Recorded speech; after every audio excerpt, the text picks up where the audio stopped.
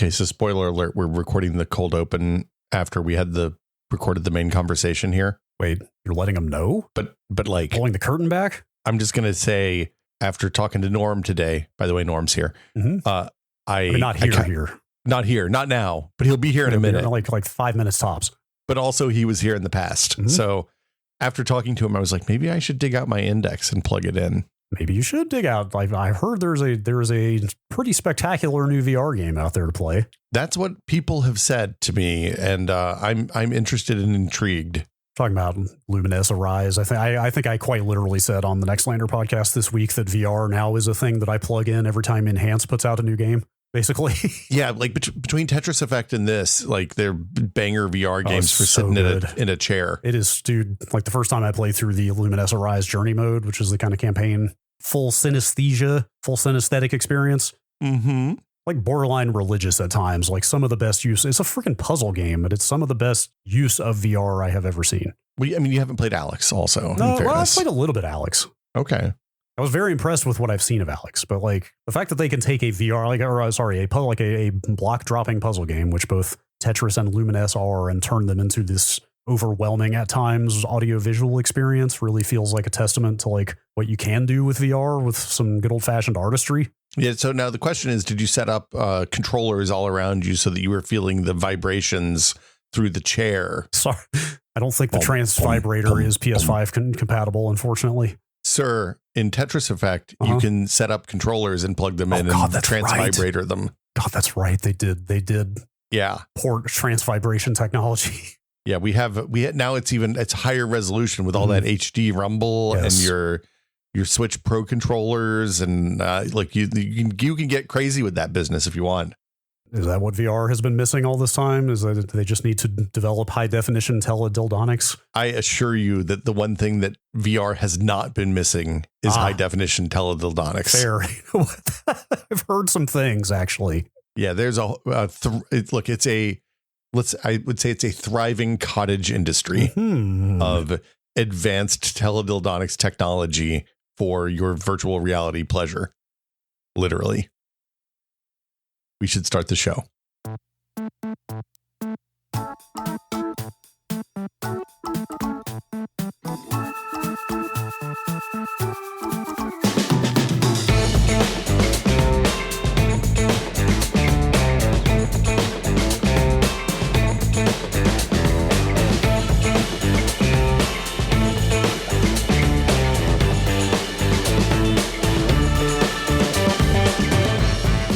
Welcome to Brad and Will Made a Tech Pod. I'm Will. I'm Brad. We pulled back the curtain. We talked about the VR in the cold open. There's really not a whole lot else to say here other than young Norman Chan of tested.com and youtube.com/tested, I think now. Maybe it's tested.com. I can't remember what their short URL is. Anyway. Keep talking. I'll find out. Find Tested on YouTube. Norm got invited to go up to Valve to see what I think to see a new hardware slate. They didn't even, well, you'll find out. They didn't tell him what it was, but he's here. We're going to talk to him about 3 big products that Valve just announced this week. It's all stuff that's coming in 2026. And I don't know about you, Brad, but I wasn't expecting any of this week. No, quite a surprise, quite a slate, quite a salvo of, here you go, 3 new hardware. We didn't do one at a time. We didn't spread them out. We don't have a marketing plan. Here's 3 new hardware products. Go nuts. Welcome back to the show, Norm. We're so glad to have you here. It's exciting to have somebody here who's had hands-on time with the thing that I think everybody's most excited with out of this Valve event, the Steam controller. 2 hands on, two capacitive sensing hands. 2 thumbs on. Yeah. Thumbs on. Low touchpad, thumbs on. Steam controller, right? Okay, I got to ask you. I don't think actually most people are excited about the game controller. The most excited about the game controller. What was the thing that you like? What was it was the headset for you, right? Oh yeah, you were excited about coming out of this. Yeah, and the expectations were there going into it that they would be announcing the headset. The rumors were real hot. But so both Steam Machine and Steam Controller, it's not Steam Controller 2, they're just calling it Steam Controller. Those are the surprises. When we walked into the briefing room and they're like, we're going to announce 3 hardware things. Like, whoa, what are the 3? Wait, did you expect them to be all in one box? Hang Like on. it's like, hey, I'm just going to show you 3 things today. Wait, hang Exactly. on. I have to back up. They didn't tell you anything about what they were showing you before you went up there? No. It was hardware damn. briefing. I mean, you say no to hardware briefing? Oh, no, from of course Valve? not. Yeah, it's just Yeah, right. I love having gone to a million like press trips in my life. I've had like Yeah. 2 maybe where they wouldn't tell you anything about what they were showing you before you went. And like one of those turned out to be Apex Legends. You know, it's like Oh there's my like God. there's a very short list of companies that you will say yes to when they say like, "Hey, come fly Valve to was one us," of them. but we Yep. don't know what Yep. we're not going to tell you what we're showing you. And yeah, Valve Let is me tell definitely. you. Here's I'm going to go on a lot of tangents today. I expected the relationship with Valve is interesting because we've got a good relationship. We went for Steam Deck OLED, and obviously, Will, you and I went to go up to play Alex before Alex the full previews were out there, and we went for specifically to try Half-Life Alex on a bunch of different headsets. Right, that was this. Yeah. For reasons that were inexplicable to me, Valve has liked us since we were at Maximum PC, right? Like we got early access to, we got into the Vive briefings, we got all the stuff that we That's right. We were they've the always been only very outlet generous with us. to get 2 people to use the Vive GDC when they first showed it. It was a very strict limit of 1 person per outlet.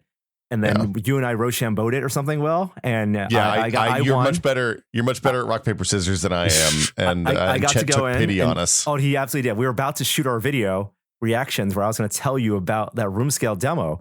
And then Chet came out and said, "All right, come on, Will." And then You got to guys do it. And were then- very bullish on VR early, I would say. Well, I mean, yeah, that's true.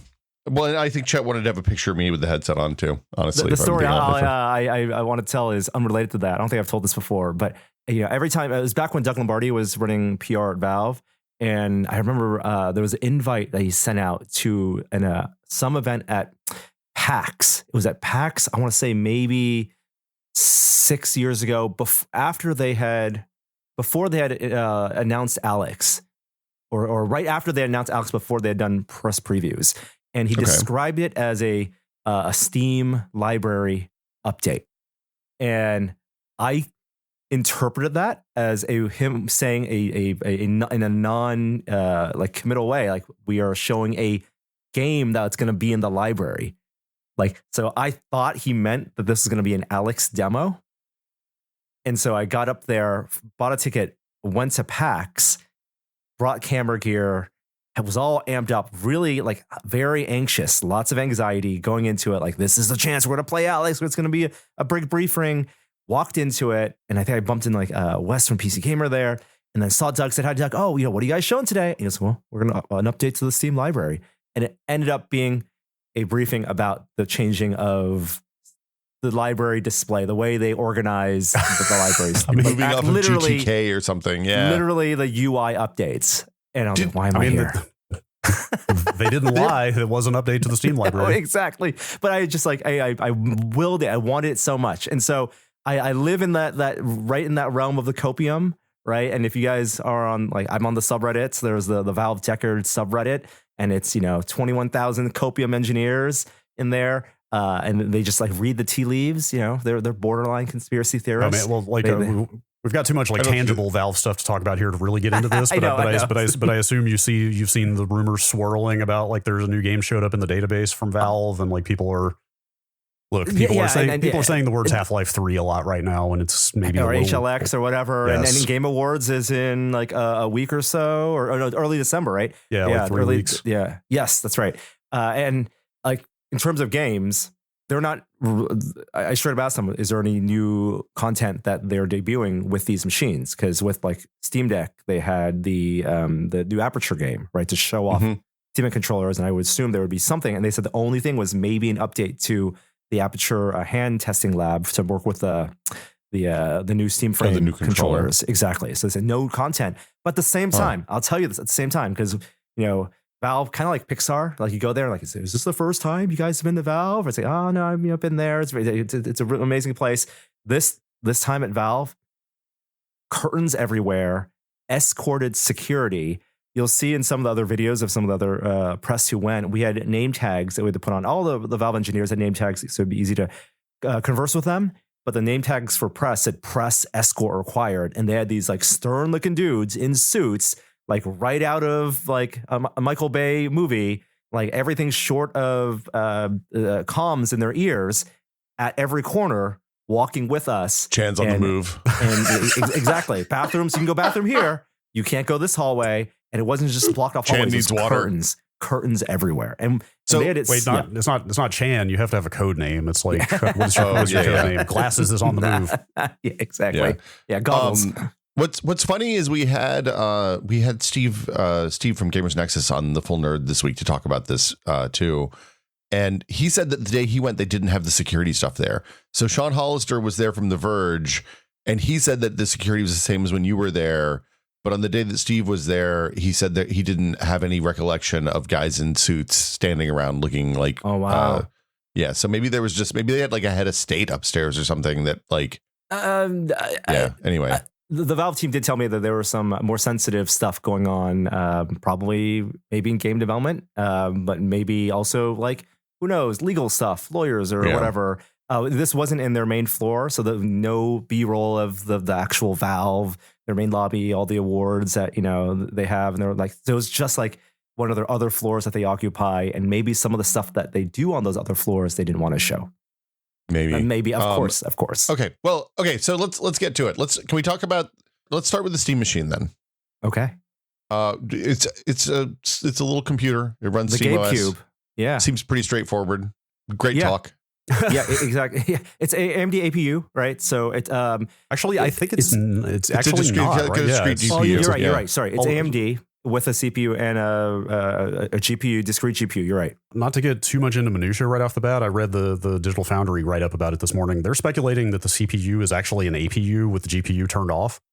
That makes a lot of sense. Like based on just like which Zen generation it is and blah blah blah. And like actually made me wonder. And then the GPU is like an RDNA 3. It's like a 7600 XT cut down. Yeah. So I wonder if they're actually. I mean, we're kind of this little cart before the horse, but I wonder if they are getting chips from AMD that are binning poorly, and that might be a way for them to keep prices down more than we would expect. They did say it wasn't custom silicon, so unlike in Steam Deck OLED, it really seemed like that was a custom version of that APU for Steam Deck OLED that Valve probably paid the hundreds of $1,000s for the tape out for. Right.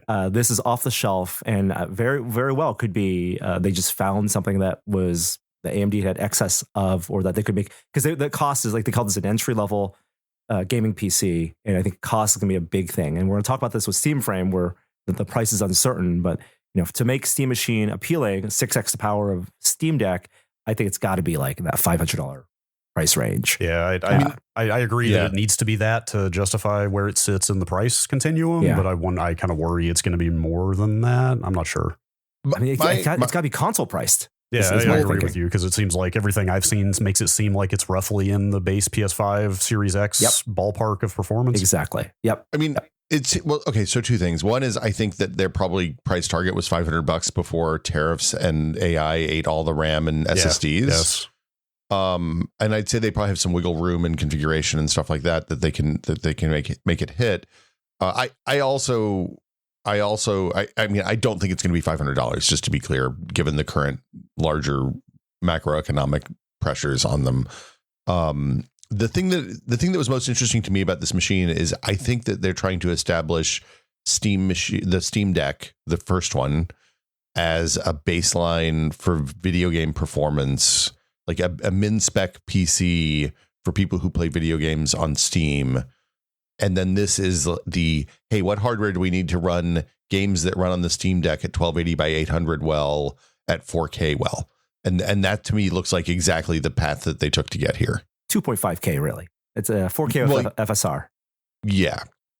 So when they're doing, are they doing the FSR quality upscale? Is that the one that they had it set on, or could you tell? They just said FSR 3, and honestly, couldn't really tell with the TVs they had. I read that apparently there's been some talk about FSR 4 coming to those older AMD cards. So like Valve engineers, apparently this was in the DF write up. Like they basically said, yeah, we hope FSR 4 does come to this hardware at some point.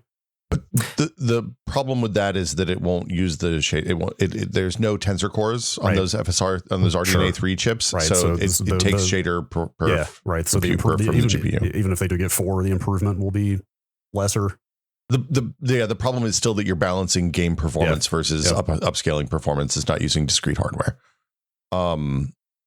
Okay, so it's like tissue box size, Norm. It's a lot smaller than I thought. In the picture, like, when you look at the pictures, like I actually don't have the exact dimensions, but tissue box size is a really good comparison. Like the square tissue box, very very small. 70% of the volume is cooling, so it's basically it's a giant heatsink, a massive heatsink with a fan in the back. Did you see it running, or were you getting demos on something else? No, we saw it running. Yeah. Was it loud? Did you notice? No, okay. no. They call out being quiet on their kind of top line list of features on the site. Yep. I saw there's a couple good videos. I don't know. Yours just went up this morning, like literally as we were starting to record this. So I haven't had a chance to watch it yet, but I saw that I think Steve at Gamers Nexus pulled it apart, and you can see the heat sink. You can see the kind of construction of the thing inside. It's running Steam OS, obviously, so not a Windows machine. It's running like the Arch variant that they built for the Steam Deck, which I think is really cool. Yeah, although they do say explicitly like, hey, you can install whatever OS you want on this thing. It's your PC. Yeah. x86. Yep. Micro SD card. So, one of the things that was really cool about Steam Deck to Steam Deck OLED is that people discovered that if you had a Steam Deck with a micro SD card, you could just pop that into your other Steam Deck, any Steam Deck, and the storage just registers. You don't have to reformat. All the games that have been installed just work as a volume. That works across Steam Machine and Steam Frame as well. So because of the way they've architecture Steam OS. Wait, so they intend, I was kind of surprised to see they stuck with micro SD in this larger box like so they intend for people to load games off of micro SD, because that seems not super performant. I mean, there's built-in storage, and I think they'll be, and it's upgradable. So, the built-in is like, I was going to ask, because I know that like people pull their Steam Decks apart and replace the storage all the time. I wasn't sure if that would be the case here, or if it'd be like soldered onto the board. Two things are upgradable: both system memory, not graphics memory, but system memory and storage. Oh my god! Yeah. System memory and storage are upgradable. Storage is more easily accessible. If you take off the shell just in the bottom, you can see the NVMe stick, and it can fit both sizes of NVMe stick. The micro SD is just for expandability, and that's really just for like if you have a Steam Deck and you have games loaded on there, or vice versa, you can like move your games easily between devices on one micro SD card. So anybody who's remotely motivated can swap out the fast storage. Oh yeah. Yeah, and the RAM is SODIMMs is my understanding, but you have to pull the entire heatsink off, which means you have to replace the CPU and GPU when you put them back. That's doable, but that's definitely more work. Yeah. Also, it's 32 gigs, or is it 16 gigs? Did they say? That's 16 for the system 16. Memory. Yeah. Okay. And only 8 for the VRAM, which is kind of a pretty big, maybe the biggest sticking point on the performance. I think on the GPU that they picked, I'm not the GPU person. When Steve and Adam were talking about it on the Full Nerd this week, the 8 gigs didn't even come up for what it's worth for the kind of scale, because like realistically you're not running it to 4K, you're running it 1080p and upscaling, probably not doing a lot of ray tracing. Probably not doing a lot of ray tracing. They emphasize entry level, really entry level. Like, just like the Steam Deck plays last gen games really well, and some current gen games really low settings, barely 30 FPS. Like this is, I think, going to be the equivalent of that for living room. This very much feels like it's being positioned kind of as a supplement to like, hey, if you have a Steam Deck and really like it, here is an option for interoperating with that thing on your TV with much better performance, but not like, this is definitely not going to eat the lunch of the next Xbox like a lot of people seem to be thinking. No, absolutely not. And I'll take one step back and say, like, from a broader strategy standpoint, they have like 4 hardware devices in the Steam hardware family now, right? Steam Deck, controller, Steam Machine, and Frame. These are devices that having any more than one of them compounds the usefulness. Yeah. Right? 2 or 3 of them, Steam controller with Steam Machine, Steam Deck with Steam Machine, because then you can stream from Steam Machine and extend the battery life of your Steam Deck, right? It works with Steam Machine and Steam Frame. Like they want people to have 2 or 3 of these. They're building an ecosystem. Right. Or actually, it's funny because like they kind of already did build the ecosystem a decade ago. It's just that none of those earlier iterations, like none of these devices are new, It's like they have made a previous iteration of every one of these things, but none of them were successful enough. It was like the Steam Deck being a runaway success is what paved the way for them to reiterate these things and that's Steam OS. Create a Steam coherent OS is secret sauce, right? And like now they can make a coherent ecosystem because they had a successful product. Yeah. Who did you get a sense that they have an idea of who this is for? Is this for people who bought Steam Decks and that's their first gaming PC? Is this for people who want a entry to PC gaming and don't want to build a computer? Is this for people who have computers and want stuff in their living room? I think all three. Yeah. Absolutely. The price point has to be compelling enough that like most of their audience probably have gaming PCs. And they know the min spec, they know the average spec, right? With the Steam survey. And as long as this is right above that average spec, then it's great for people who just want to play their League of Legends, Counter-Strike or whatever. But it's also going to be for people who first system was a Steam Deck. And I put my Steam Deck as a docked system for most time when I'm not using it. And I don't like it as a dock system because it's not as efficient. I don't have the exact controllers I want. That's why they have the Steam controller. And that's why they have like background downloading. And so this will take the place of that. Yeah, I literally saw a quote from them out there saying like, hey, for based on Steam hardware survey results, for the vast majority of people in those results, this will be a hardware upgrade. And it seems like that's how they were looking at it. I mean, that makes a ton of sense because like there are a lot of people out there that have like 1063 gig cards who are like, man, I have a great computer. And they're like, why does God of War Ragnarok not run right? Right. And actually, that's really interesting. I've been thinking of this thing entirely as a console substitute that hooks up to your TV. I didn't even really think about the idea of people just buying this and using it at a desk with a mouse and keyboard and a monitor as their computer. And it like, this definitely slots into the kind of like small form factor phenomenon of people that want I love shoebox it. size computers. But but now if you get this thing, you don't have to play the Tetris of trying to make like a giant graphics card fit in there with zero. That's part of the fun. Oh, well, sure. That's for giant nerds like us. Yes. But like, this is kind of a turnkey version of that. Yeah. One comp is actually the Framework PC, the Framework desktop that they announced, which is also small form factor. Didn't see that. And that one uses an AMD. It's a Strix Halo. Strix Halo, exactly. It's their big APU, yeah. Yep. So but similarly sized and customizable, and they use a lot of the same verbiage in terms of it being your PC. But that one really for AI workloads, and Valve did not mention the phrase AI once the whole day. So Sean this said is it's the first briefing he's been to in years that nobody said AI at any point. Except for I think he said somebody asked a question about the AI in one of the game demos. So did you get a sense, like, one of the things I want to talk about is Proton in a minute, but did they talk about how far along do they feel like Proton is getting close to being a solved problem for them? I think so. I absolutely think so. Yeah. They're really confident in it. It's really edge cases. Yeah, it's a pretty magical piece of, I mean, it's not magical. It's the result of an insane amount of work over the last 10 years. I mean, it's been like, it's like a couple of years now since you started seeing people say like, hey, certain games are running better on Linux with Proton now than they do natively on Windows. Yes. Yeah. Which we'll get to when we talk about Steam Frame. I mean, as a translation layer, it's just like, it just mostly works. And it's really the anti-cheat stuff that ends up being a problem. Does the controller and stuff, does it support like wake from the controller and things like that you'd expect on a console? Yep. Okay. So it has you wake your TV, your speaker. It does also do low power. It's a device that never turns off, kind of like your Mac Mini, right? Like it's going to do background downloading, background updates. These are things that the Steam Deck doesn't do because Steam Deck has to have the screen powered on. They just don't want to kill that battery, and they don't know if it'll have it plugged in or not. So it's can be much more user friendly than the Steam Deck and they talk about that a lot. They know a lot of people use the Steam Deck as like a living room gaming computer. What did they talk about power draw at all? I asked them specifically about the idle draw, and they couldn't say specifically what it was, but they said best in class. They're really proud of it. And then max draw is that 200 watt, I think 130 watt max for GPU. Okay.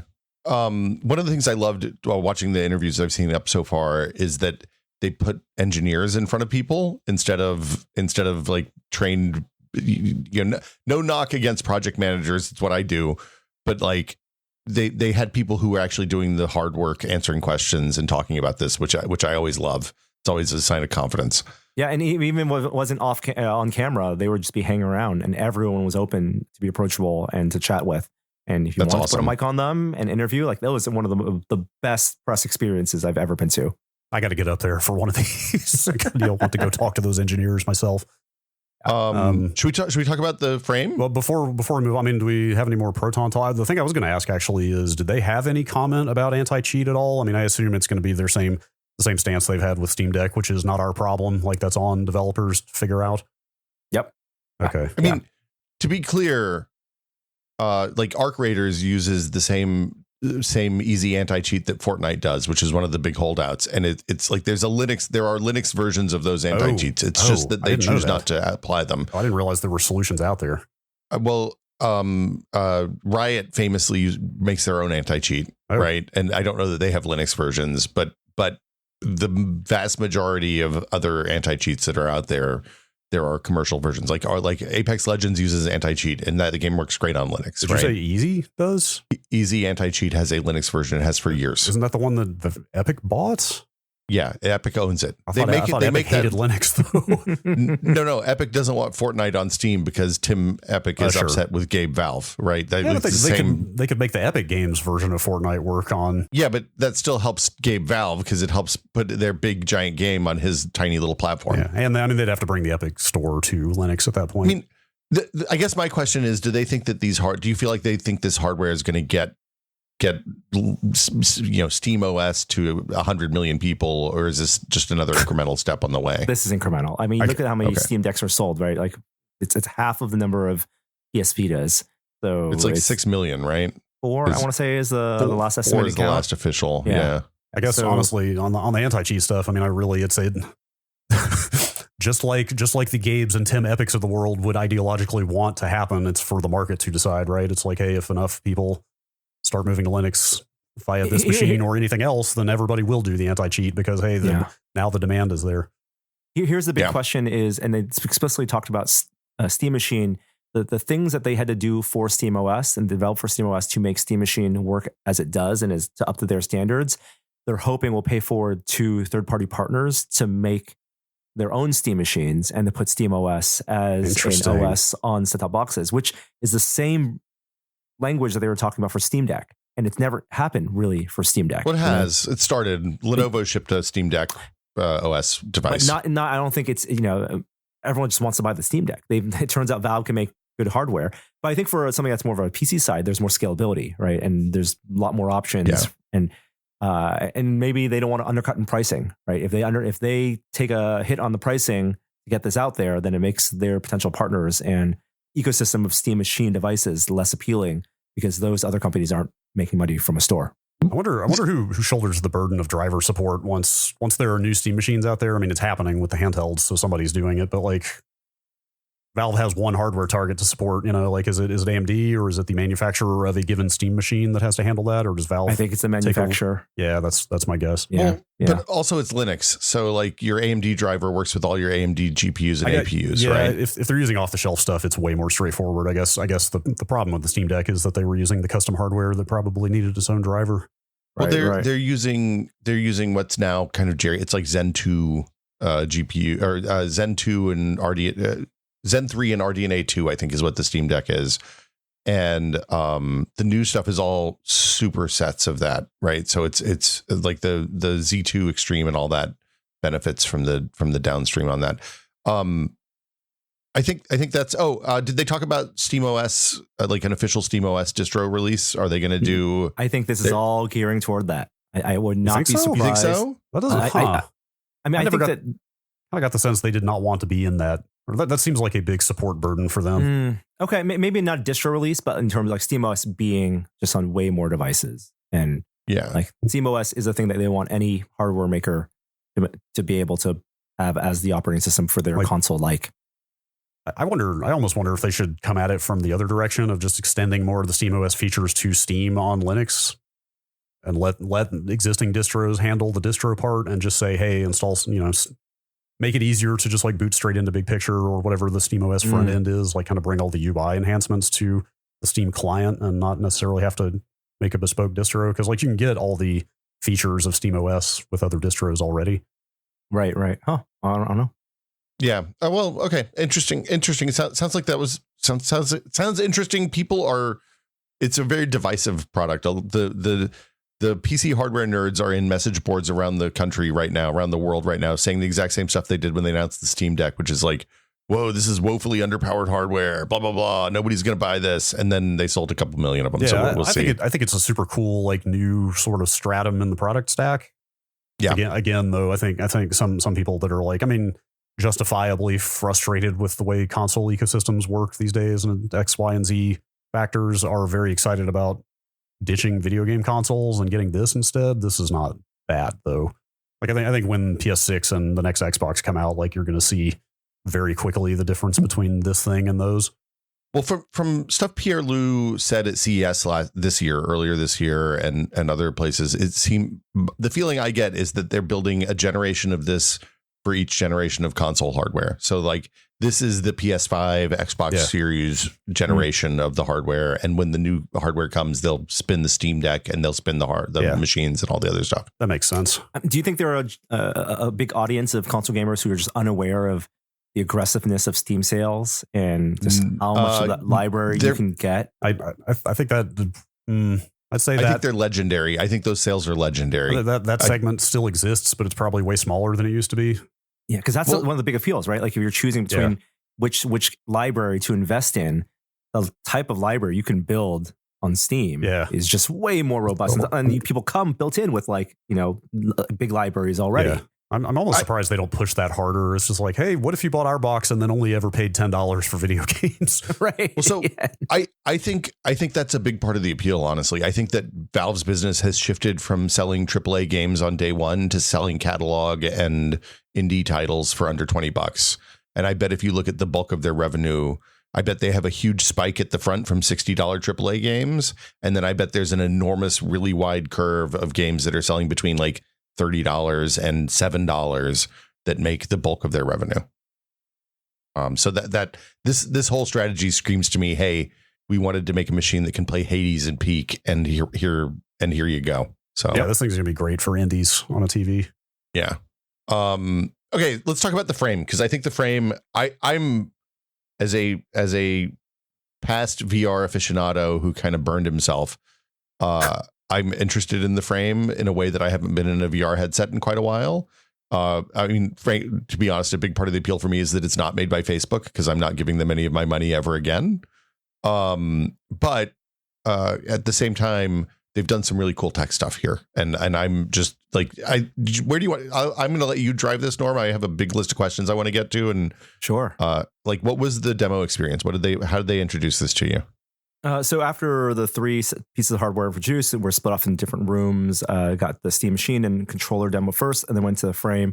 And then for frame, it was 4 engineers or 3 engineers and a designer talking about the many ways in which you can play games on frame, right? And it's my interview. They explicitly talk about four different ways of playing games. You can play flat screen games locally or streamed, and then VR flat screen games are traditional PC games for people who aren't in the VR space. Yep, and they started with that first, and then VR games off Steam locally, and then also streamed. So we can dive into any of those, but I think that the big thing is like the way this is going to make money for Valve is people buying this to play that back catalog of flat screen indie games on a giant virtual screen in a virtual, living room, not pass through style necessarily. But kind of in your the UI is still being tweaked and developed, but it's a floating window in kind of that Steam VR loading area right now that you have. Okay, not the environment, but actually the concentric circles and the couch. Yeah. Oh, in that room. Oh, yeah. Okay. Oh yeah.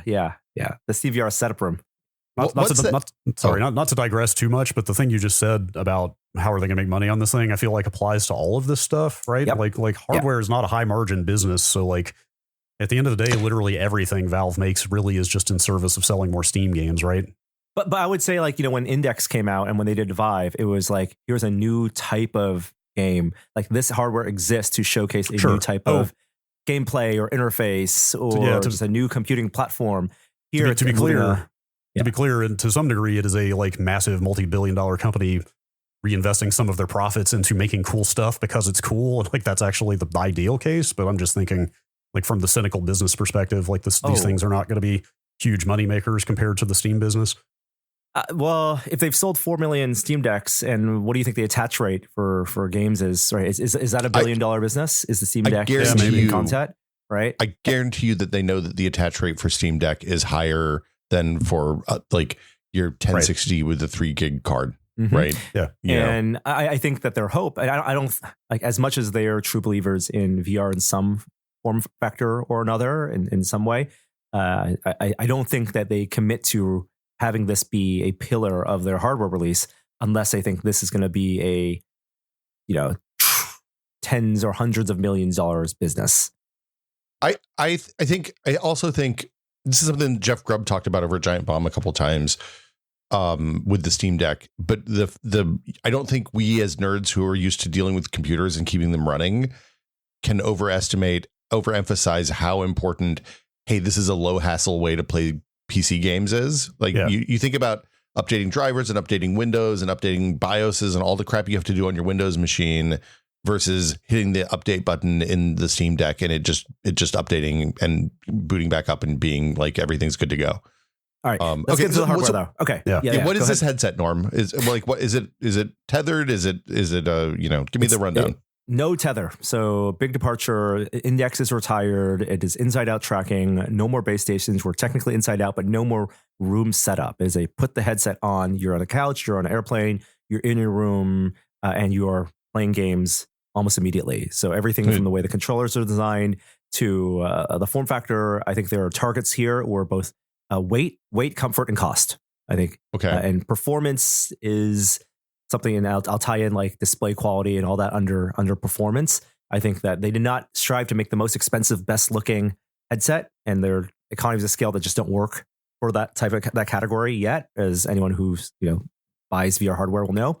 But I think they want this to be under $1,000. I think it'll probably, if we're lucky, it'll be $1,000 because it's not going to be $600. I don't think it's going to be $600 or $800. I don't think it's going to be competitive with the Quest 3 in terms of price. And that's $500. I think it's going to be, they specifically said premium hardware device targeting under the price of an Index. And I think if tariffs were less uncertain, I think they would have said less than the price of an Index for sure.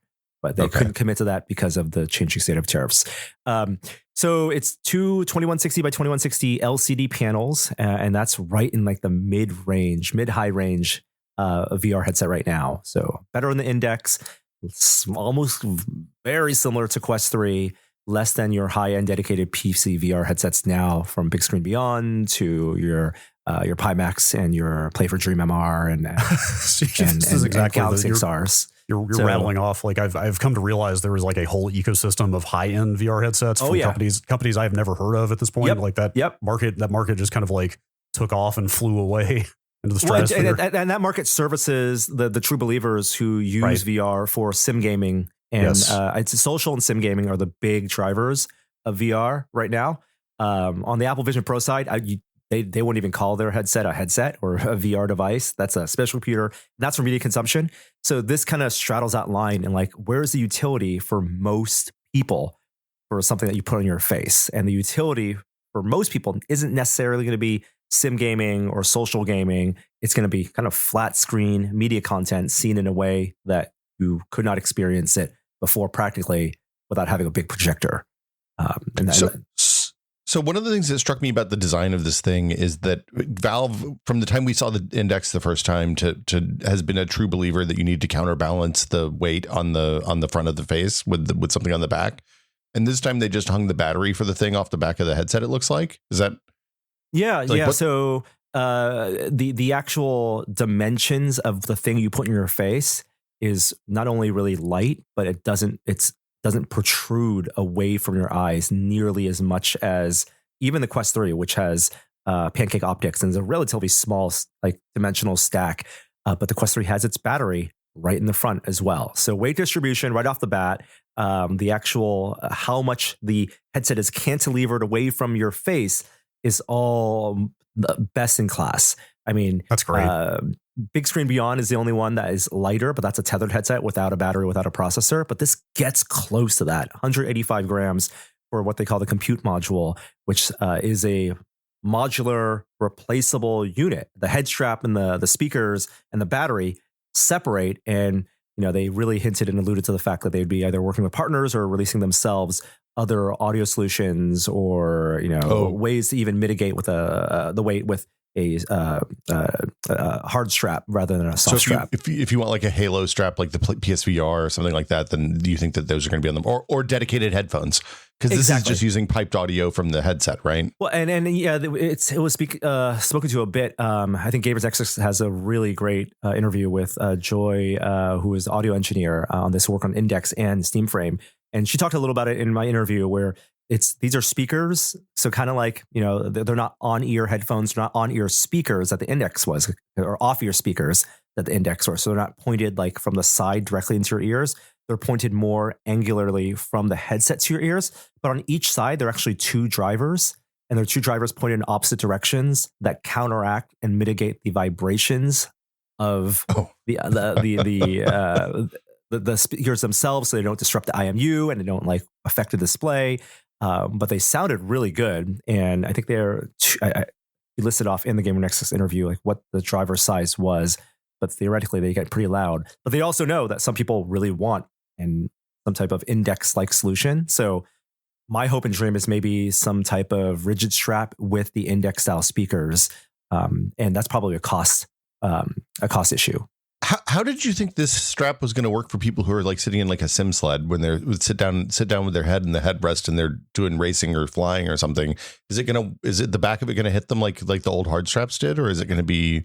Yeah, Jeremy, the VR engineer there, said that the way he uses it laying down, and the battery is curved. It's a segmented battery, so it has a contour. But the way we wore it in the demos and the way people wear it at Valve, it's not cupped to the bottom back of your head, like where the curve of your neck touches your head. It is really the back, the most round part of your head. And so I can see if you're sitting on a headrest and a chair, that might be uncomfortable. But at the same time, this is why I can imagine some modularity where there's like some soft strap and then the battery is, separated in more of a pack or just not in the back of your head. But I know they have to have designed this with people who use VR either laying in a bed or sitting on a couch in mind.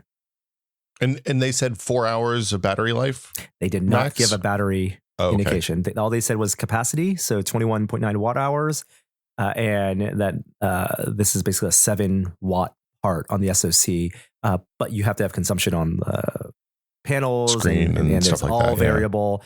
I think the calculation is that if you're playing games locally at max load and has active cooling, so it's going to be more aggressively pushed than like your smartphone because it has active cooling. You're probably going to get like an hour of high-end local play, but maybe up to 4 hours of streaming play. What's the perf target? Like what refresh rate are the screens and stuff like that? 90 hertz default, but 120 or 144 as experimental mode. So just like on Index. Okay. And one of the interesting things they were talking about is that actually heat and warmth on the LCD panels. So they chose LCD because probably cost. Field of view, a big choice there, but also low persistence. They needed none of this kind of ghosting and motion blur and self backlit pixels of OLED panels. It's hard to get that kind of same low persistence at the high refresh rates because you need to have the brightness, like the switching of the backlight strobing, and there's no backlight to strobe on the OLEDs, right? Exactly. Are there starting to be LCDs with lower persistence than in the past? Is that becoming a thing? Yeah, low persistence. This is a very low persistence LCD. Interesting. And it's interesting, the warmer the panel gets to a sweet spot, the panels actually need to be warm to have the low persistence, to have the backlight strobe at that 144 hertz. Yeah, that's exciting. I had not heard about that's still the thing I miss from my plasma TV the most is the like super smooth motion clarity. Well, so the trade-off you get with the low persistence LCDs is they're usually not, the black levels are usually kind of bad. Muddled. I need more time with it, but it was not pitch black OLED. And what were the lenses? They did pancake lenses, right? Great pancake optics, and so much of this reminds me of the Quest 3. Really good edge to edge clarity. The eye box is really nice. The field of view seemed generous, but not again compared to a $3,000, $5,000 high end simulation VR headset. Like that's gonna destroy this in terms of field of view. But it was better than the Quest. How did it compare to something like the Apple Vision Pro? Like, could you see loading up your desktop on this thing, or is it going to be too noisy for that? I couldn't see loading up my desktop to this, and I think that's resolution. I mean, 2160 by 2160 was great like 5 years ago with the reverb, and I was noticing like more details on those headsets than I did in like the Quest 2, right? And the first couple generations of VR hardware. But like every time I get a new VR headset in, I go into Half-Life Alyx, and even though that's a 5-year-old game, I put the Russells close to my face. I put the any of the hand objects, the models and the textures, even like the guns, you see scratches, you see serial numbers, you see like the fine print that's in the textures that the Valve artists put in that game. You can see so much more clarity on the high-end VR headsets today than you could 5 years ago. Doing that same test in Half-Life Alyx streamed to Steam Frame, I couldn't read that detail as clearly as I know I can on a $3,000 headset. I mean, it makes or a sense. $1,000 headset, or a big screen beyond, right? I think that for me, there's a sweet spot of like, I think 2560 by 2560 is like my ideal sweet spot for resolution without to price and without going with like a 4K OLED. So what's the can we talk about the streaming stuff a little bit, because I think this was the like we tested these 10 years ago, 8 years ago with the HTC stream thing that they did for the first HTC Vive, a and giant the Vision radio plugged onto your forehead, right? With the like two antenna the big sticking bar out, antenna off the back of your head. Seemed good. If I get brain cancer, blame HTC.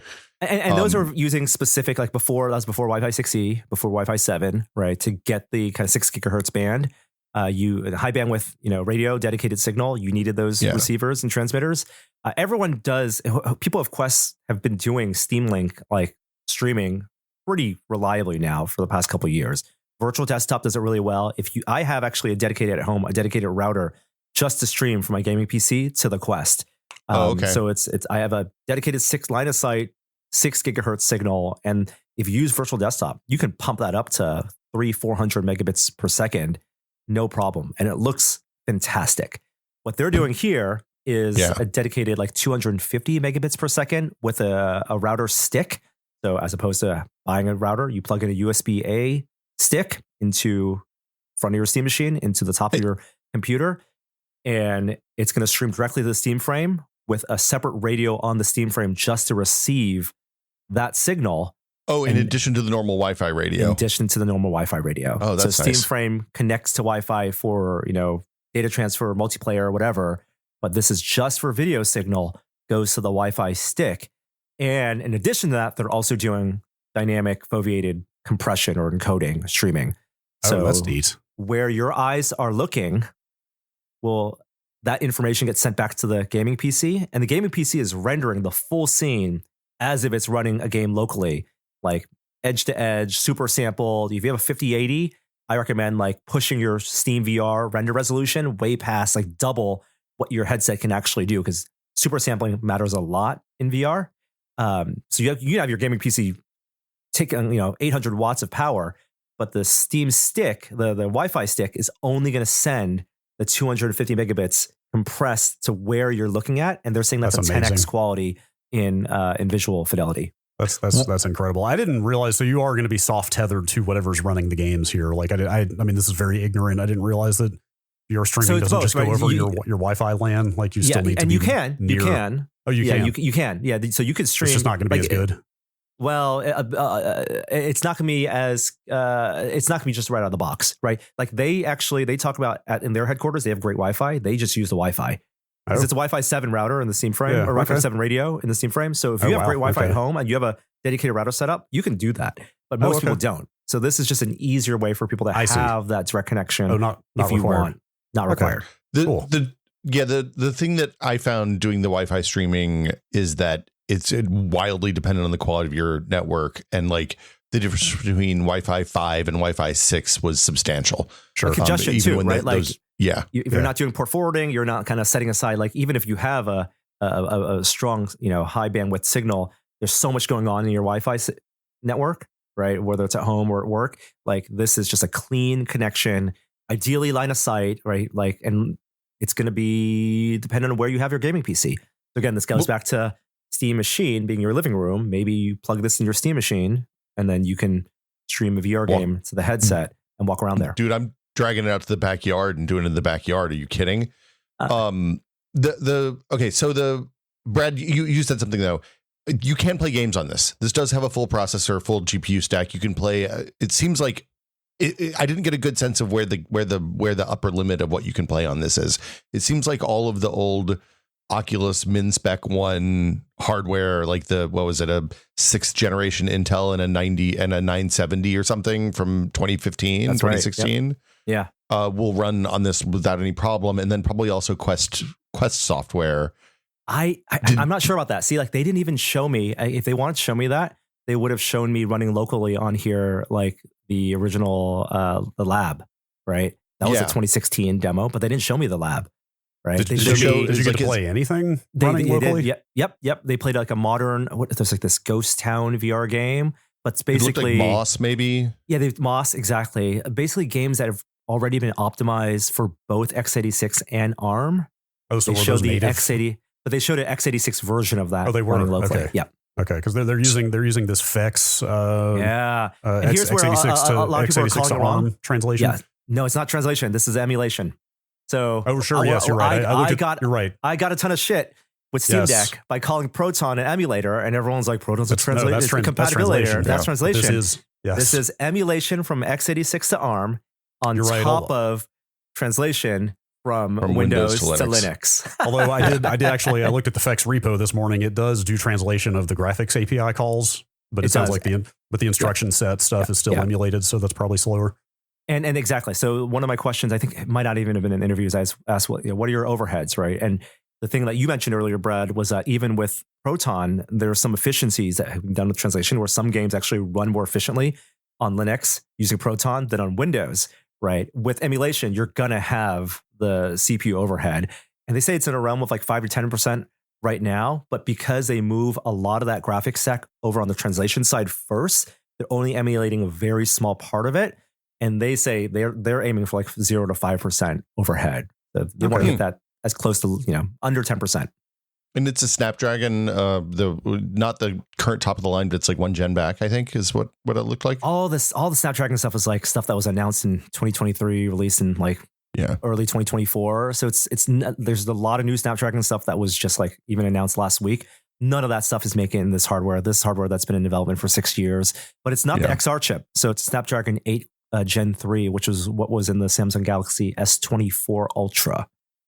So high-end smartphone SoC, not the same SoC that's in their XR headset, the Galaxy XR. It sounds like this thing for running games locally, much like the Steam machine. It's like kind of mid-range and indie stuff locally. If you want higher quality, you need to stream from a beefy PC. They're looking at the top sellers, right? They're looking at the Steam Deck top sellers, and people on Steam Deck are not playing Call of Duty. They're playing Vampire Survivors. They're playing, they're playing all Blueprints. They're playing the stuff that's not graphically intensive. Can you do a wired connection, or is it always wireless with this? It's always. That's a really good question. I believe it's always wireless. There's a data signal for transfer on the battery pack. So you charge the battery with a USB-C connection, but that USB-C connection does also transmit USB 2.0 data. Okay, but I don't think you can use that for streaming. That's just like for doing emergency firmware recoveries and stuff like that, probably, or file transfer or whatever. Can we talk about the controllers a bit? Sure. Yeah. They look like Oculus Touch controllers. and it looks like they basically built a full console gamepad stack on the controller this go out, which seems good to me. Yeah. So it has parity with gamepad, parity with Steam control. No parity with Steam controller because it doesn't have touchpads. But it has ABXY, D-pad on left, 2 trigger buttons. So trigger and shoulder. Their haptics built in. They did keep the cap sense from Index. So for backward compatibility, it has the finger sensing of all 5 fingers. What games actually supported that, right? It was mostly the Valve first party stuff. Right? They're going to put money in the hardware to support Alex still. Sure, exactly. Because if you ask people, when I've talked to people who worked on Alex, everybody's bummed the number of people who played Alex. No one's played it, right? I still haven't played it. Oh my God. Everyone's waiting. This could be the headset for everyone to go actually play play Alex on. I finally got my PSVR 2 working acceptably on a PC last month, and I was like, maybe this is the headset I should play Alex on. And then I was like, maybe I'll wait a little longer. So PSVR 2 is actually a really good comp for this because that's 2000 pixels and this is 2160, so slightly high resolution, has eye tracking. Nice headset for sure. Exactly. I will say, having just played through Luminous Arise on that thing, so it's like the first time I've touched it in a year, but putting all the face buttons on one controller here is fantastic because the split face buttons they do on that thing is kind of terrible. Like I constantly forget which 2 face buttons they elected to put on the left side. So it's really nice to see what this just being like a regular controller. New thumbsticks, magnetic TMR thumbsticks. Sorry, well, go ahead.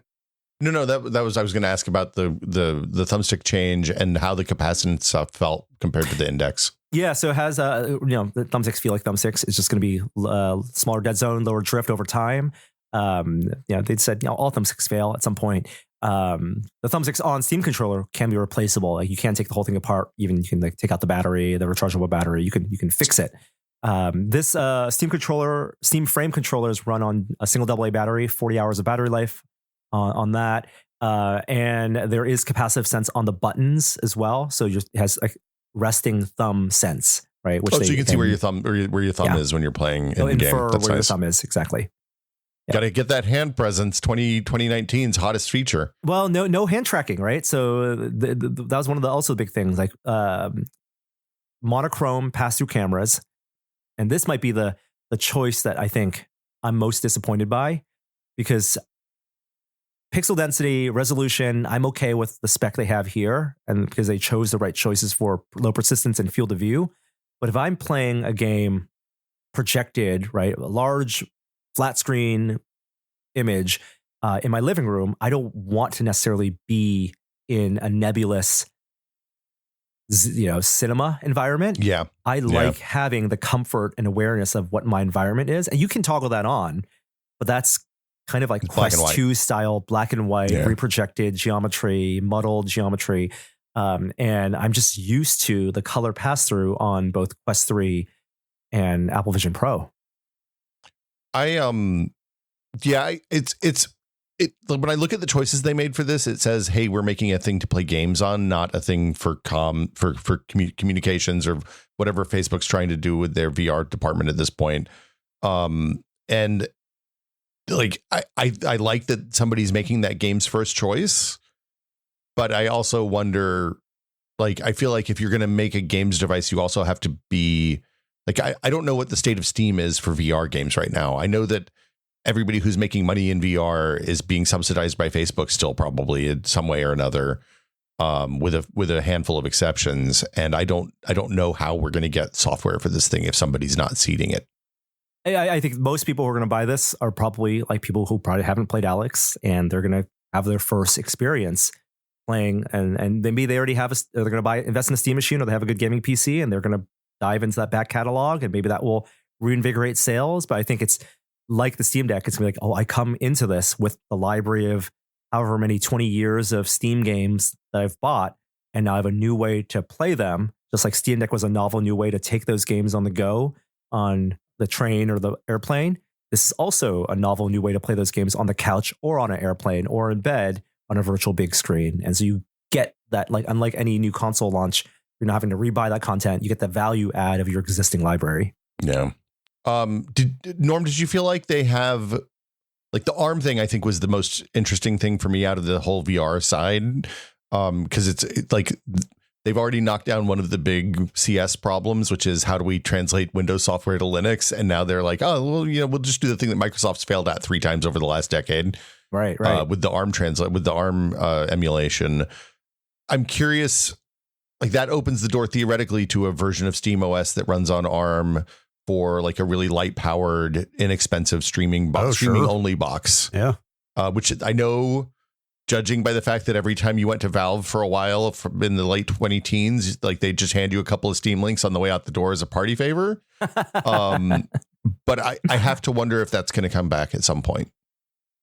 Yeah. I streaming only was like one of the big questions, like why aren't any of these devices streaming only? And I think that they do want, that they know people, they have the data, people, the various internet connections, they want to be able to have at least the ability to play locally. Like the Steam Frame could have been a stream only headset, right? Yeah. But it would have been easier.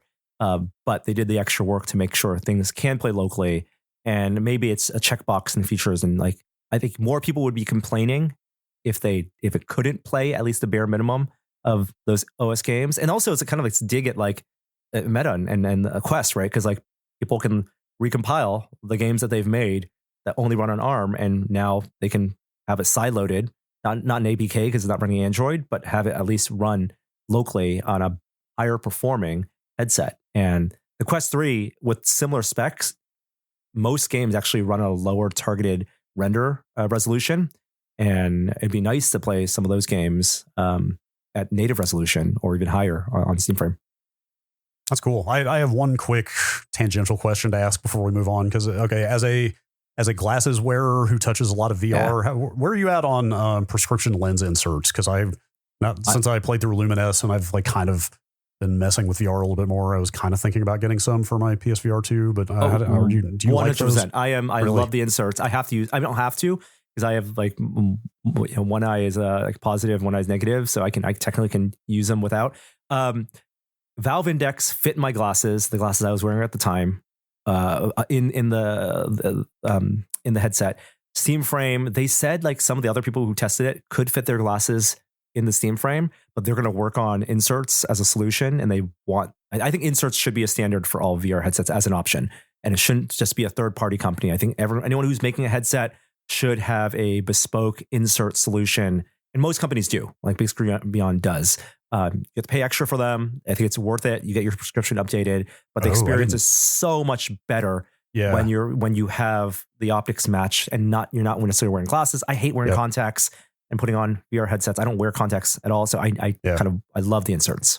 Yeah, like I can do glasses. It's just like one extra thing to get smudged and one extra thing to kind of get in the way and bump up against the screen. And you scratch up your lenses too. It's like it's not good. I want to minimize the distance between eyeball to panel. For sure. I didn't realize first parties were starting to do the inserts. That's cool. Do you have an unpaid recommendation? I found like there's like 3 major third party vendors I could find. Is there one that you like if you have to buy third party ones?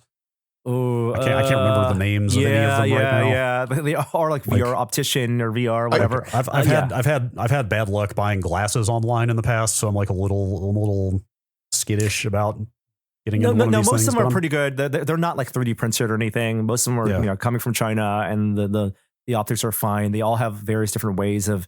I find the ones that, and they all like are custom molded for the box of like the eye box of the lens of the VR headset. So for PSVR, there are a bunch. I'll offline. I'll send you a recommendation for PSVR 2. Cool. Can we take a minute and talk about? I want to talk about the controller. I want to talk about the Android stuff that they talked about because both of those are interesting. The controller. We just have a couple minutes left, but just high level notes on the controller. It basically is like the same idea as the Steam Deck controller, just on a handheld form. That's it? Fair? There's people have in the past. I think one person took apart a Steam Deck, like literally physically cut the Steam Deck and merged the controllers. This is like that. It's slightly angled, so ergonomically, I think it holds better than the Steam Deck controllers. So it feels more like has like the wings, right? That you grab onto. The paddles in the back are better than the Steam Deck paddles. Their thumbsticks are improved, but otherwise, I think it's 2 more motors, so 4 motors in here. Motors for the touchpad as well as motors for the grips, and then it has that capacitive sense for. They know people love. Like, their bet on the touchpads in the original Steam controller was you could play first-person shooters with the sensitivity of your thumb, right? The dexterity of your thumb on these giant fat touchpads would work. And some people really love that. And I know those people are disappointed that the positioning of the touchpads here are lower, like in the Steam Deck. Some people love the high thumb touchpad. Well, high, huge, and round. Yeah, it was 3 things, right? This is low, square-ish, and smaller. And so that's going to be a slight disappointment for those folks. But a lot of people have now gravitated toward gyro aiming. And they really love it, I understand. Yeah. So this has like the sense where, you can let go of one side of the controller and then use your gyro, activate the gyro. They show me Blatro, like mouse control. And then, Steam input is just so robust now. So you can do the gyro thing, like, calibrate the angle of pitch based on where your where the accelerometer is, like how far you're leaning back. So you don't have to be aiming at your screen, Wow. right? To have it match 1-to-1, right? So you can But fine tune the gyro. My favorite gyro trick was to set up a trombone champ profile where you control the pitch of the trombone by tilting your controller back and forth. That's good stuff. It's tracked too. This controller for the yes. headset. So the Steam Frame controllers use IR lights, and there are actually more IR lights hidden in there than in the Quest one. So should be better for some of the occlusion. The headset should be able to see those better. And it was a nice surprise that Steam Controller also has IR lights in there. And there was a whole generation of PSVR 1 games because PSVR 4 controller, PS4 controller was tracked, and there were games like Super Hypercube and the first Astrobot Rescue Mission, where you actually use the controller as a tracked input. That works with Steam Controller here. So I would love developers to tap into that.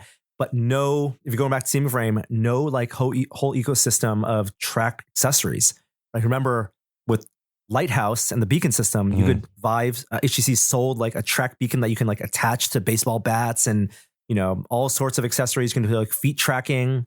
None of that's here. It's just the IR light base. And they didn't talk about releasing a spec for that for people to make accessories to be tracked. Okay. They're using TMR joysticks in this, which I'd never heard of until this. Yeah. I have to look more magnetic TMR joysticks, which again they said is tunneling magneto resistance. I guess apparently it's like the successor to the Hall Effect sticks, which I didn't know there was a successor, but that's cool. Yep. And so that's both in Steam Controller and Steam Frame controllers. And are they working with iFixit again on this stuff to get the custom parts out so that people can repair stuff if it breaks, or did they announce anything like that? I don't think they announced anything like that, but they did specifically say for Steam Controller, 7 screws in the back. You could just take it apart, replace the battery anytime you want, replace the thumbsticks. It's not like the PS5 Elite controller where you can just like swap out, you know, the thumbstick contact. So, but it's repairable. Steve, when we were on the Full Nerd, even said that they don't use security screws or anything. It's just like normal Phillips head screws. Yep. That's cool. Can we talk about the Android stuff for just a minute? Sure. I don't know how much I'll have to say about it, but yeah. So what part of the ARM thing is that it seems like they can run Android software on the headset, right? But it also seemed like they're going to let Android APKs into Steam. So I don't think that's the case. I don't know if you can just sideload an APK. So that is coming, apparently. I've got the Digital Foundry right up on the headset here, and the line is, if a VR game developer already has a working APK version of a VR game, Valve will soon begin opening up distribution of those APKs for Steam Frame users. I wonder if that means they're going to do that. Yeah.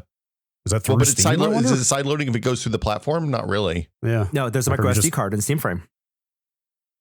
Well, but if I press the button to download a game from Steam and it downloads an APK and I just don't have to think about it, then that's not side loading. In fact, maybe the it's wording, desktop. Oh, go ahead. The wording here is distribution of those APKs for Steam Frame users should they prefer. So I wonder if that's like a download time, or maybe even a client setting of just like prefer APK over whatever, or like, hey, do you want the APK version of this? Well, then it'll be a native compiled version. Right. It's just a translation again. But my suspicion is that you'll just open up SteamOS Desktop in the Steam Frame.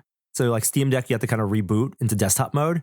Here, you don't have to reboot. You can just open up a window that is the desktop, and then you can just go into the repo and just download your APK, or you can like go into the web browser and like, you know, you can web browse, download APKs. Oh, so you don't think they're going to distribute APKs through Steam? I don't think through in Steam Library. I don't think actually in the Steam Store. I wondered if that's a predecessor to them releasing Steam for Android, because Google's had to open up to other stores now, and then you can just play your PC games at different levels of fidelity on your Android phone. Everybody's store on everybody's hardware seems to be the way forward. I mean, unless you're Epic, better than a walled garden, I think. Yeah. Dave Snyder is very happy about this turn of events. What, everything's an APK? No, the erosion of walled gardens. Oh yeah, of course. He was not a fan. I recall. They're bad for everyone except for the person who owns the garden, right? That's the TLDR. I mean, whatever. There might be some arguments about compatibility and ensuring user experience and blah blah blah. Shake that money tree, everyone. Whatever. Norm, the thing that was exciting to me about this like stack of products is that it feels almost Apple-y right? Like it feels like they built an ecosystem of things that work together, and they control the hardware and the software, so they can do all sorts of stuff that maybe Microsoft or Google or whoever else can't. But it's open, so like you're not trapped. Like if you decide you don't want to run a Steam OS or whatever on this, you can just boot into Windows and be good to go. There's a cohesion and a polish that we did not see 10 years ago when they first revealed their Steam controller and the Steam machine at GDC that we were at when Gabe was there to promote Steam machines. I think that they have a lot of hardware expertise. They've built, because of Steam Deck and because of Index, that they've built a great hardware team, but it's still like a 300 person company. And so they're really nimble. And what Steam Deck showed is like this great consumer friendly hardware experience. You see like people in pop culture who have nothing to do with gaming have Steam Decks because it's like an easy buy and it just works. But the frequency of updates is kind of unmatched. Like they don't do these like Apple style annual releases or Windows style like half year releases of OS. It's like you get OS update. They can just like so nimbly just put new features in, experiment with new features, and just get you in a beta channel and the actual experience of using the device is like a different 6 months from now. Well, and the speed at which they're throwing out Proton fixes is kind of nuts, because like you'll see a game will come out and then like 36 hours later there'll be a Proton experimental update that fixes whatever weird rendering problem that game had. So yeah, it's pretty amazing for a 350 person company or whatever it is. Yeah, considering they're running the dominant PC distribution platform, they're making like one multiplayer game ongoing that we know about. Maybe they're making another game in the background. I don't know. Yeah. Anything else? Any last thoughts, Norm? Anything we missed?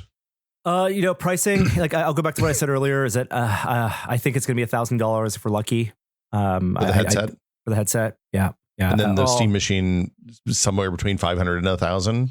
Yeah, I really hope that one. Maybe it's the Copium, but I really hope it's $500. And then the controller, that's got to be in that like $60-$70 range or something. I mean, the new high water mark for controllers was set by Nintendo at $85 or whatever it is.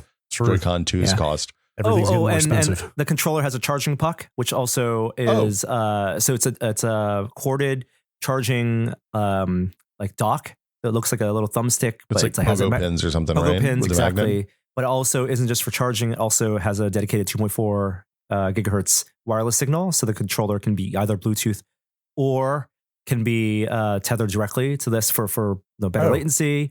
Cool. And internally, it was called the Chongle. I like a Chongle. That's a funny name. The charging dongle. That's a fun word. And that's just in the box. That's not separate. Yep, built in the box. Yep, and you don't need that. You don't need that charging puck if you're using the Steam machine, which has that radio, the Steam controller radio built in. Built in, cool. but you have no charging. How do you charge it then? Is it just a USB-C on it? There's also USB-C on it directly. Yeah. Okay.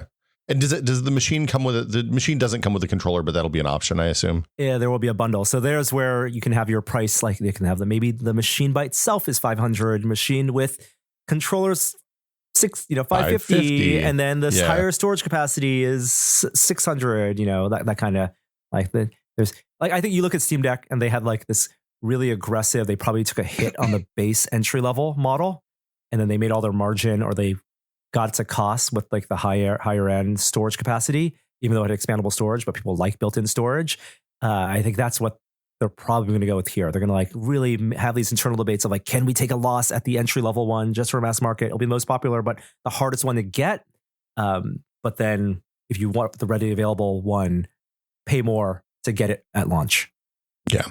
Okay. And this is all coming out early next year, right? Yeah, I said, is it spring 2026? And they said, early 2026. So I'm hoping. That was the most media trained answer that you got in your interview, I think. So by end of June, let's say, is probably early what that means. 20. Oh gosh, early is January, man. Early is January. Yeah. I'm gonna say anything in the first half could be, depending on how marketing. The boxes are ready. You want to get the molds are made, right? It's like I asked them what's next, and it's really just software. It's the polish on the software, which it's always the last like 5% of the user interface, all like the environments for Steam Frame, all that stuff. And then also the region, like certification. Now that's out in the open, they're getting these out to developers. So there's a whole window of like developers making ensuring compatibility, porting their games, optimizing their games. Like this announcement comes out now so that developers can actively have units to work on. Interesting. Cool. This is an impressive ecosystem they are building. Yeah, thanks for coming by, Norm. Yeah, thank you everybody so much. should go watch your videos. The one with the frame interview was fantastic. I loved you sat down and talked to 3 engineers for like it seemed like 20 minutes. Yeah, I watched on 2x speed. So I watch everything at 2 to 3x speed now. 3x, holy cow! Yeah. The world moves real slow for me. Well, man, Norm, that explains a lot. Chatted with both the Steam Frame media briefing interview and also got to record an interview with their optics engineer to just talk about display and optics, and that's toward the end of the video. It's a 56-minute long video, but if you watch it at 2x, it's only half an hour. I'm really proud of it, and there's some hat tips to the Valve hardcore fan base, the Valve Deckard community on Reddit there. So watch that. Yeah, I look, I saw. Thanks, Norm. Be sure to check out his work at Tested and the Tested YouTube channel, and we'll have you back soon, man. It's good to see you. Great to see you both. Thanks as always to Norm. Please go over to the Tested YouTube channel and follow Norm. He's doing I like when new VR stuff, when new mixed reality, when AR stuff comes out, he's the one I go to for that information because I think he's got the best takes in that space pretty consistently. He knows the field. He knows the space, the products. I still have not found out what their short YouTube name is. Well, and also he pays attention to how people actually use that stuff. So it's not, his interview with the engineers who worked on the audio and the lenses and all that stuff. And Lawrence Yang was there too, who I think leads the whole hardware division at Valve at this point. Was on the Tested. It's on the Tested Frame video, but it was fabulous. It learned a lot, really interesting questions in a completely different angle than I think anybody else takes on stuff. Okay. YouTube.com/@tested. Oh, @tested. That's their short YouTube name. Yeah. It used to be Tested.com. And I think they changed from having just the / name to the @ name. I think they got the good one at that point. But anyway, thanks to Norm for coming by. Please follow him. He's also on the Blue Skies and all the places that socials are found. I'm excited about this hardware. Like I'm not probably in the market for a Steam machine personally. Yeah. I'm excited to test it and see what it actually does. I'm kind of stoked about the headset, like having a standalone headset with built-in streaming for Steam. And I don't have to give Facebook money sounds really compelling to me. It's really striking how many people I have heard cite it's not Facebook, it's not Meta as maybe the primary selling point for the Steam Frame. Yeah, I think that's right. I think that's exactly right. Yeah. I think were you the one that brought up the possibility that maybe we'll get a Steam Link refresh out of this whole thing eventually? The kind of nerds who say stuff like that. I did say that. The kind of nerds who say stuff like that are my people. And I also am really mortally afraid that Valve got burned so bad on that first Steam Link that they are never in a million years going to try another streaming only box. Yeah, that one probably does not help them sell Steam games quite as much as these other ones do. I mean, I don't know, man. I would much rather sit in the living room and play God of War on my TV than in my office. And the streaming stuff is much easier now. Wi-Fi is definitely good enough to do the streaming. If you have a modern network in your home, even if it's wireless, you're going to be fine. Like Norm talked about the the receiver for the controller that they've built. Mm-hmm. Like they've got that technology. You could see Steam Machine without all the processing in it. Like Steam, like a new Steam Link that's just the radio parts of the new Steam Machine without the part that plays games. Like that little baby ARM chip in there. Yeah, a little ARM chip or something. That does all the video codecs and stuff. Like maybe it's time for Steam Link 2. I don't know. Yeah, Steam Linker. The other thing I thought was really fascinating, like the way Valve does press events, and we talked about a little bit on the Full Nerd, but Norm, we didn't get into too much with Norm because we didn't have that much time, but like they literally bring people up and they bring people who are going to have interesting takes. That it's not like they don't necessarily pick the biggest channels. They don't pick the most popular person in a category. They pick the people who are going to be smart about it pretty across the board. Yeah. And it's interesting. It's definitely worth watching some of the other videos, but definitely check out Norm's interview on the Frame, if nothing else. Exciting times for video game ecosystems. Yeah. I guess I would say. Yeah. Like, I mean, look, it's nice that somebody's doing an open version of what Apple does, a more open version of what Apple does. That's compelling to me because the benefit of the Apple ecosystem is pretty undeniable. But at the same time, I don't love the walled garden. So yeah. And also the part where they don't care about games. Yeah. And the part where they don't care about games also not the best. I guess that'll do it for us this week. Yes. We might have more on this in the future. I assume when the hardware ships, we'll actually spend some time with it and let you talk about it more. But in the meantime, if you would like to support the show, you can go to our Patreon and chuck us a couple of bucks if you want. It's patreon.com/techpod. For $5 a month, you get access to the complete archive of Patreon exclusive episodes. We do a monthly episode where we talk about other things. Sometimes it's stuff that's maybe too small for a full episode. Maybe it's some side projects we don't think are broadly interesting. Sometimes it's just chatting about what's going on. Mm-hmm. And then you also get access to the Discord where there are fabulous conversations all the time. I don't want to start a new segment here, but the TechPod Discord conversation of the week was when all the people in the Discord that work in chip design got in that thread about the Intel trip that I took last month. Yep. And they were talking about chip fab stuff at a really deep level. I saw somebody in that conversation who just used the phrase taping out as in the first person, as in they had taped out a design recently or something. And I was just like, oh my God, that's only a phrase I have heard in hushed tones in the past. And here's just somebody on the server who does that sort of thing. Well, and they were talking about the benefits of like carving off the back of the chip from the back and the front and all sorts of different stuff. It was really interesting. I learned a lot. I was told that my description of how gates work was pretty good, but I conflated two different types of gates and two different kinds of processes. I was like, yeah, okay. It's pretty good. I mean, when you're talking at nanometer scale, if you even get close, that's pretty good. Yeah. So look, I was within 5 nanometers, I'm going to say. So I'll say real quick, the Discord for me sort of proved, not proved its worth. I mean, it's done that already, but like when all the Valve announcements came out the other day, and I was like, I wonder where the Steam machine sits in the performance continuum. Like, I wonder how fast is this thing actually going to be? Because I don't know what this GPU can do. Like, my first thought was I should just go look at the conversation on our Discord, because I guarantee that people in there are talking about it in a learned way. So which one did you go to? Because the thing that I found when I went and looked was that there were conversations happening in every appreciable category that would hold that. There was a games conversation. There was a PC hardware conversation. There was a big tech events conversation. Yep. Anyway, people are excited. So again, that's patreon.com/techpod. It's $5 a month. We don't take ads. So the only way we get paid for doing the show is if people decide we're worth your hard-earned money, and we appreciate you. As always, we want to thank everybody who supports the show, but we want to give a very special thank you to our executive producer tier patrons, including, who I'm loading up right now because I foolishly didn't do this before we started the show. Got a fill. I can sit here and talk about how I'm staring at the tested.com wiki page, or Wikipedia page, I should say, right now.